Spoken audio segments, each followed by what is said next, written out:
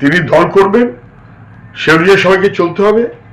মানুষের কাছে আবেদন করেছেন, টাকা দিলে হবে না, ভোট দিতে হবে। ভোটের জন্য ব্যবহার করা মসজিদ রাজনীতিকে, মন্দির রাজনীতিকে, এটা ভয়াবহ।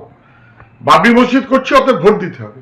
আমি বলছি খুবই দুর্ভাগ্যজনক।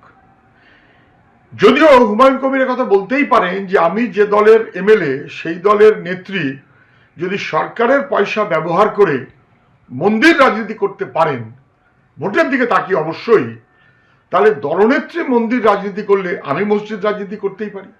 তৃণমূল তো, তৃণমূলের থেকে যা নেত্রীর কাছে শিখেছেন সে অনুযায়ী হুমায়ুন কবির হয়তো চলছেন, কিন্তু এটা বিশ্ববৎ বিপজ্জনক।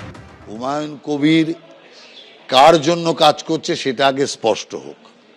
আমরা মনে করি এখনো মমতা ব্যানার্জির হাতেই ও তামাক খাচ্ছে, কারণ মুসলমানদের মধ্যে একটা বিশাল সংখ্যক মুসলমান যারা তৃণমূলকে আর দেবে না, তৃণমূলের ওপর বিরক্ত, সেই মুসলমানদের ভোটটা বিজেপির দিকে চলে আসতে পারে। আর সেই ভয়ের কারণের জন্যই এই হুমায়ুন কবিরকে তৈরি করেছে মমতা ব্যানার্জি, যাতে ওই ক্ষুব্ধ মুসলমানদের ভোটটা বিজেপির দিকে না আসে, তৃণমূলের দিকে না আসুক, কিন্তু বিজেপির দিকে যাতে না আসে, এটাই ওদের চেষ্টা, ছাড়া আর কিচ্ছু না। হুমায়ুন কবির আজকে যে চমক এবং যে চমকের কথা বলে ইঙ্গিত দিয়ে রাখলেন সেটা ঠিক কি? দেখুন, দলের প্রতীক কি হবে এবং সেই দলের পতাকার রং কি হবে, কি বললেন হুমায়ুন কবির। আর মাত্র কয়েক ঘন্টা পরেই আগামীকাল নতুন দল ঘোষণা করতে চলেছেন হুমায়ুন কবির। আমাদের দলীয় পতাকা জাতীয় পতাকা তৃণমূল পতাকার মতো দেখতে।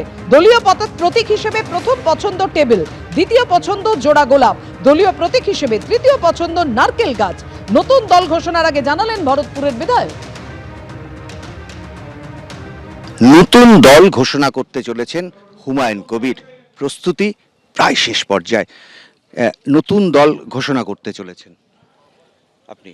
আগামীকাল অনেক আগেই আমি ঘোষণা করেছিলাম যে 22শে ডিসেম্বর সোমবার।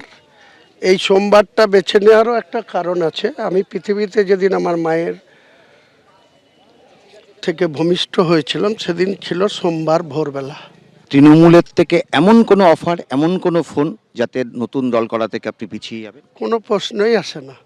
আজকের দিনে এইসব প্রশ্নের অসম্পূর্ণ এবং অপ্রাসঙ্গিক। আমার কাছে কোনো প্রাসঙ্গিকতা নেই। 130টা আসনে লড়বেন আজকের দিনে 135 বলেছিলাম, ওটা আরও বাড়বে। মিনিমাম 182 আসন থাকবে, বা প্রয়োজন হলে 294 লড়ব। আপনার দলে সবাই মুসলিম, মানে যারা কমিটিতে আসবেন, যারা সংগঠন পরিচালনা করবেন? না না না না, মোটেই না। যারা 75 জনের স্টেট কমিটি হবে সেখানে দেখবেন যে অন্ততপক্ষে 20% হিন্দু লিডার থাকবে। এখনো পর্যন্ত যেটা কখনো বলেননি সেটা হচ্ছে আপনার নতুন দলের নাম। আগামীকাল বেলা 1টার জন্য একটা ইঙ্গিত ছোট। বাংলার জনতার পার্টি হবে, লোগো হবে। আমার সম্ভাবনা, এখন তো ইলেকশন কমিশন এত তাড়াতাড়ি লোগো দেবে না।